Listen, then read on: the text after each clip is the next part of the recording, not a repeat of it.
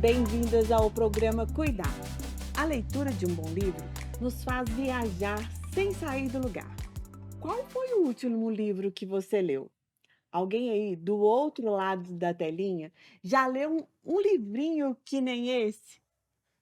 Nosso entrevistado é o professor de história, escritor, bonequeiro Geraldo Fonteboa. Bem-vindo, Geraldo. Obrigado. Geraldo, me explica de onde surgiu a ideia de produzir esses mini livros.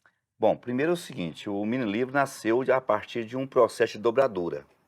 Eu gosto de fazer origami, então uma vez eu aprendi a fazer a dobradura de um livro. Mas o livro só dá 4 páginas com a dobradura, não dá mais que 4 páginas. Então, a partir da dobradura, eu desenvolvi o livro com sanfonas. Então, em sanfona, você tem as capas separadas, aí você puxa a sanfona e você tem um livro aberto inteiro. Mas só que você, ao fechar esse livro, ele fica muito grosso. Então não dá para fazer mais que 12, 15 páginas. A partir, então, de um livro comum, normal, eu pensei em desenvolver o livro a partir, assim, de miniatura. Não conhecia ainda miniatura de livros. E fiz minhas primeiras experiências. Então o livro nasceu nesse processo de dobradura até chegar ao livro normal. Depois eu ganhei de presente outros livros, também miniaturas, mas o meu livro eu faço todo ele feito no computador normal, eu uso o programa normal, que é o Word, que é o programa comercial mesmo, e a partir daí eu desenvolvi a técnica de imprimir dos dois lados, numerar a página, fazer editoração mesmo, como fosse um livro. Igualzinho E mesmo. saiu o livro aí perfeito. E aí, Ele é costurado à mão, né? Então é todo feito à mão. No caso, eu tenho aqui os cadernos sem capas, ó. Cada caderno desse aqui, ó, ele tem os seus cadernos separados, costurado à mão. E depois eu abro o livro aqui, confecciono a capa, e aí eu tenho a montagem do livro, que vai sair nesse livro que está aqui. E aí eu criei um padrão de cores. Esse livro amarelo é uma história, um conto. Eu tenho um livro capa verde, que são poesias. Capa vermelha, que é memórias de infância. E capa azul, que é a história de Nossa Senhora de Itaúna, a Gruta de Itaúna. Então eu tenho 4 edições, cada um com a cor diferente, conforme o estilo de livro que eu tenho. que legal, Então isso eu faço assim, faço para doação, para presente para criança, para incentivo à leitura. É um regalo. Qual é a reação de uma criança quando é presenteada com um livrinho desse? Pois é, geralmente eu dou presente dos livros em sala de aula. Então, por exemplo, eu prometo a um aluno que tirou uma nota boa na prova um livro de presente. E eu chego sem nada, né? Eu coloco no bolso, então não tem nada, né? Eu enfio a mão no bolso e tiro o presente e passo para ele com a mão fechada. Quando ele abre, tem a surpresa do livro. Mas eu nunca esperava um livro daquele tamanho, né? Geraldo, você também faz livro normal? Eu tento fazer, né? É lógico que você fazer um livro à mão, né? Ele não tem a mesma qualidade que tem um livro feito numa indústria, que é padronizado. Então eu tenho livros que eu mesmo costurei à mão, com capa normal. O meu mestrado, por exemplo, o conteúdo do meu mestrado virou livro que eu fiz em casa. Eu fiz 200 exemplares e distribuí esses livros. Tem um outro livro de contos também, tamanho de bolso, que eu também fiz em casa, também feito à mão, com registro de ISBN, normal, um livro normal. A diferença é que ele não é feito em gráfica. E tem um livro manual, que é nesse caso aqui, que ele é com costura exposta, né? Essa ideia aqui, ela foi roubada, e vou falar publicamente, dar os parabéns, inclusive, a Fátima Pérez, que faz aniversário hoje, né? Ela que me presenteou com uma agenda desse jeito. Eu peguei a agenda dela e transformei em um livro meu, né? Então eu escrevo meus poemas e montei esse livro a partir dessa costura exposta. Então, na realidade, é tudo uma questão de técnica, que técnica eu vou utilizar para costurar o livro, né? Eu poderia usar cola simplesmente, mas a questão da cola é que a cola com o tempo resseca e quebra. Então com a costura não. A costura dá firmeza. E a vantagem de um livro costurado como esse daqui, tanto esse quanto esse, eu posso abrir o livro à vontade. Ele não vai soltar, tá? Ele não vai quebrar. Então a mesma coisa esse livro. Eu posso abri-lo à vontade. Ele não tem problema com a abertura. Então isso dá uma flexibilidade ao livro. E o que é mais interessante é que eu posso passar a técnica para quem quiser fazer e fazer experiência de fazer literatura de cordel, outros tipos de literatura, encadernação diferenciada. Então, quer dizer, a partir de um livro, você começa a criar outros modelos de livro. E essa técnica tem um nome? Bom, deve não ter, né? Eu não sei se tem. Na realidade, eu estou em experimentação. Ah, É tudo uma questão de você experimentar fazer. Se der certo, bem. Se não der certo, você perdeu o trabalho e aquele tempo seu ali, que é material só. Então eu faço primeiro um para mim. Depois que eu fiz o meu, aí eu reproduzo e faço mais, usando sempre material que eu tenho em casa, né? É muito mais um prazer de tentar fazer dar certo do que fazer sabendo que vai dar certo. Eu nunca sei se vai dar certo, né? Então é a basicamente isso. expectativa. Então, tanto para o livrinho quanto para o livrão, o problema é o mesmo. O que muda é o tamanho. Aproveita e lê um poema deste pra gente. Tá, esse livro aqui chama Corrente do Coração. Corrente do Coração. Na realidade, esse livro ele foi feito com um objetivo. Do começo ao fim, é um poema só. No entanto, cada página pode ser lida como um poema separado. Então, assim, existe uma sequência de ideias aqui, e nesse caso aqui, cada linha do poema é composto por uma, duas e até no máximo 3 palavras, porque a ideia do livro é mais de 4 pode virar conspiração. Então a ideia não é ser conspiração, é ser inspiração. Então aí a ideia surgiu dessa loucura minha assim de não reunir mais que 4 palavras, virar bando. Então aqui vou pegar aqui uma no final aqui que eu gosto muito, que pode ser lida separadamente, que é justamente: sou filho de água madura, já na boca do mar. Sou meio doce, meio sal. Minhas raízes carecem de profundezas. Já quase peixe, já quase árvore. Eu que queria ser pássaro. E me fala um pouquinho dos poemas para os bonecos. Como foi? Ó, não tem uma ligação muito direta, não. Aham. Existe aqui no caso do Baltazar, que é esse boneco, ele tem uma ligação com a poesia, porque ele foi feito a partir de um poema. Mas na realidade é o seguinte: como é que começou a história dos bonecos? Eu fui a Mariana passear com a minha família no final de semana e cheguei em Mariana, tinha um festival de bonecos na cidade. Eu assisti só no final de semana 18 espetáculos de bonecos. Encantou. Encantei. E aí eu fui procurar na noite do sábado, tinha uma apresentação do grupo Escultura que Mexe, lá na casa da oficina do bonequeiro, e eu fui lá ver o seu espetáculo. E quando eu cheguei lá, o rapaz, que é o Eduardo Félix, da Escultura que Mexe, era meu conterrâneo de Crucilândia. E aí nós batemos grandes Altos papos, papos. né? Sobre a nossa infância, sobre a Crucilândia, sobre a história de lá.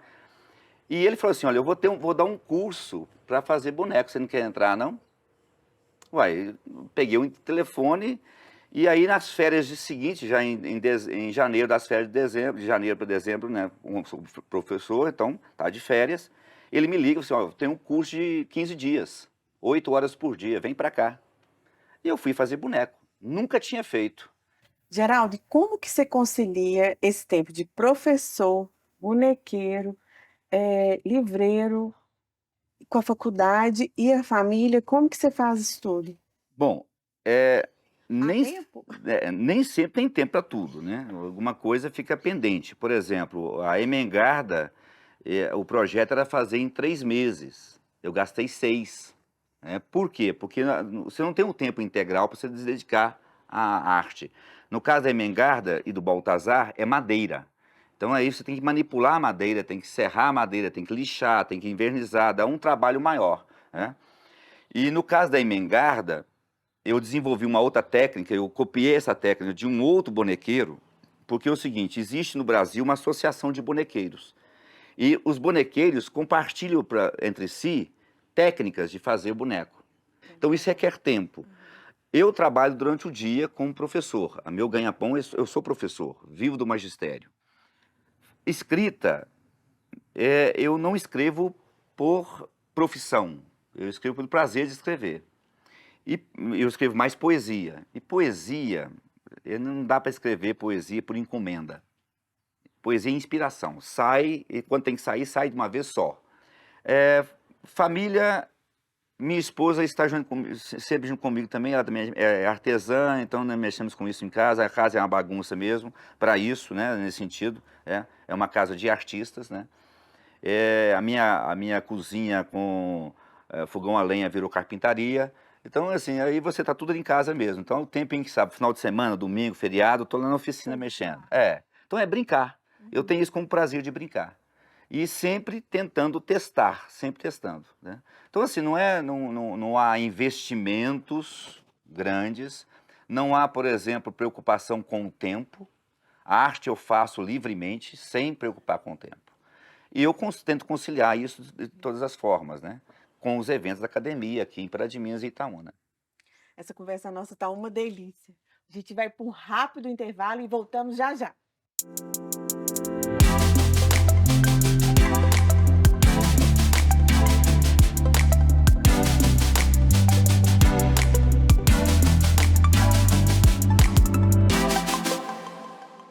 Às vezes, nós passa cada susto nessa vida, já reparou? E é por isso que nós tem que estar preparado para cuidar do nosso si. Comparação, eu falei para Vicente, para que nós tem o cartão de desconto da Cuidar, Vicente? Uai, é para ficar em dias com a saúde, ufa! Desde que nós fez o plano de assistência da Cuidar, nós tem desconto em médico, em exame, nós também tem desconto em supermercado, varejão, academia, loja de roupa, acessórios, salão de beleza, gás e até posto de gasolina, acredita? No fim do mês, os descontos ficam maior do que o preço da mensalidade dos planos. Olha pra você ver que trem bom. Pra nós viver muitos anos, tem que ter uma saúde boa. E isso, a Cuidar pode fazer pra nós. Tá esperando o quê, uai? Corre lá pra fazer seu plano também e aproveita a vida.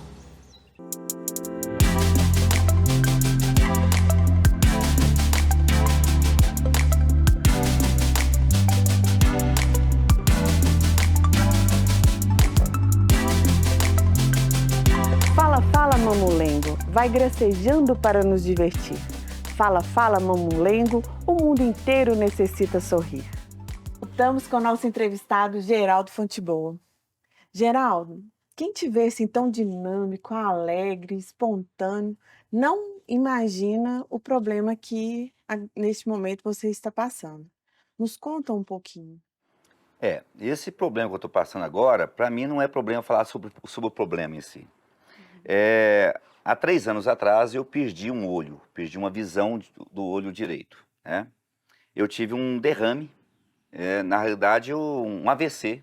Como tem um AVC cerebral, ou pulmonar, ou coração, ou qualquer outro lugar, eu tive no olho. Então o meu olho tampou a visão repentinamente. Num belo domingo em casa assistindo televisão, fiquei cego de repente. E atingiu os 2 olhos, né? Na realidade, um ficou cego em companhia do outro, mas na realidade o problema foi num olho só. E eu perdi a visão completamente do olho direito. Então, no dia seguinte, eu fui, no final de semana você não tem médico aberto para você procurar um médico. Então, no dia seguinte eu fui ao médico e realmente ele já queria fazer a cirurgia do olho, para tirar o olho fora e ver o que podia ser feito. Eu não aceitei o diagnóstico, procurei o outro oculista e ele falou assim: olha, você vai para Belo Horizonte, esse caso não é caso de Itaúna. Eu fui a Belo Horizonte fazer então os exames. O olho esquerdo voltei a enxergar, mas o olho direito não. Então eu estou sem a visão do olho direito até hoje. Nos primeiros 6 meses, eu tive muita dificuldade, porque eu perdi a dimensão da tridimensionalidade. Então, por exemplo, a ideia de profundidade, ideia de onde estão as coisas, eu tenho que levar a mão com cuidado para não esbarrar. Então a gente perde um pouco dessa noção. Foi difícil no começo, não entrei em desespero, que eu não sou de desesperar facilmente não.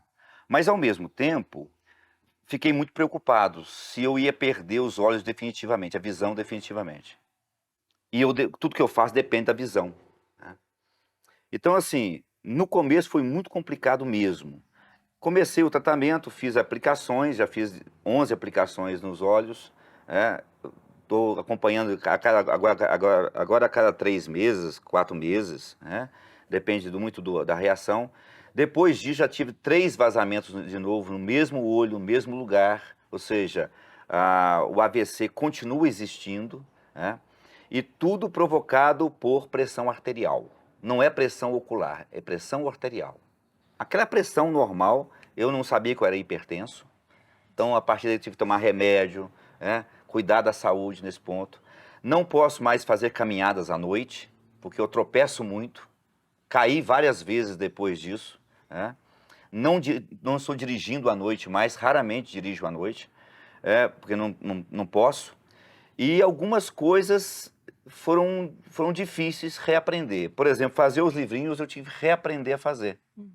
Então, o que acontece? Como eu tenho que furar, por exemplo, cada caderno desse para costurar, e são 2 furos, porque são só 2 furos, eu desenvolvi um aparelhozinho já com 2 agulhas, porque não dá para furar um e outro.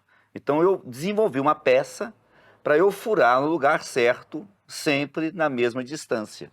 Você se adaptou. Eu tive que me adaptar. Então, assim como eu adaptei para fazer o livrinho, então, por exemplo, o texto, você está vendo aqui o tamanho de letra 5. Lá no meu computador, está 25, para eu enxergar no computador. Então, assim, hoje, todos os livros que eu leio, eu tenho que fotografar o livro e jogar para o computador para ampliar, porque eu não consigo ler tipo de letra comum. Então, são adaptações que eu fui fazendo. Isso tanto no trabalho, no quadro, por exemplo, eu peço aluno para passar matéria no quadro, que eu não consigo mais escrever no quadro. Então, são coisas, são dificuldades que vieram a partir da visão. Quer dizer, eu tenho um olho só hoje. Mesmo assim, tenho dificuldades em lidar com essas coisas. Mas não deixei de fazer nada, né? Eu faço tudo como fazia antes. Com mais dificuldade, com menos destreza que eu faria antes, mas realizo as coisas todas que eu faço. Não parei de fazer nada, né? Agora, não sou de ficar lamentando também, não. Eu acho que a minha vida é mais do que meu olho, né? E se eu perder o outro, bom, aí eu vou ter que encontrar um jeito de tatear, né? Fazer as coisas eu vou continuar fazendo. Eu acho que a minha grande, talvez, digamos, força que eu tenho é justamente isso. Eu não me derroto por uma coisa que não depende de mim. Não resolve eu ficar chorando, amanhã eu posso ter sangramento de novo no outro olho, e aí? Porque a minha pressão arterial, ela está aí. Eu preciso dela para viver, eu tenho que controlá-la, simplesmente isso. E não sei se vocês, a maioria sabe, mas a pressão arterial é uma doença que é silenciosa. Ela não avisa quando vai atacar. Eu estava vendo televisão, né? Então, essas coisas, assim, para mim, é muito tranquilo falar sobre isso. Falo isso abertamente, não tenho problema nenhum com falar sobre, e falo com muita tranquilidade. A minha vida não se restringe aos meus olhos. Eu acho que isso é mais importante para mim do que as pessoas possam querer imaginar. E eu não abro mão do meu sonho de fazer o que eu gosto de fazer, do jeito que eu posso fazer. É lógico que eu gostaria de fazer de forma diferente. Mas se não tem jeito de fazer daquele jeito, eu tenho que encontrar um outro caminho. E eu não deixo de fazer, né, porque estou sem um olho, né? Eu acho que tem coisas que eu posso fazer apesar do olho, né? E assim, eu acho que é isso que eu tenho a dizer. Futebol, eu queria te agradecer. Tá tão gostoso te ouvir que eu acho que a gente ia passar o resto da tarde aqui. Mas muito obrigada pelas suas palavras. Eu acho que vai ajudar muitas pessoas em casa, pela sua força. Eu que agradeço e sorte a todos. Pessoal, ficamos aqui. Até o nosso próximo episódio. Beijo, Florido!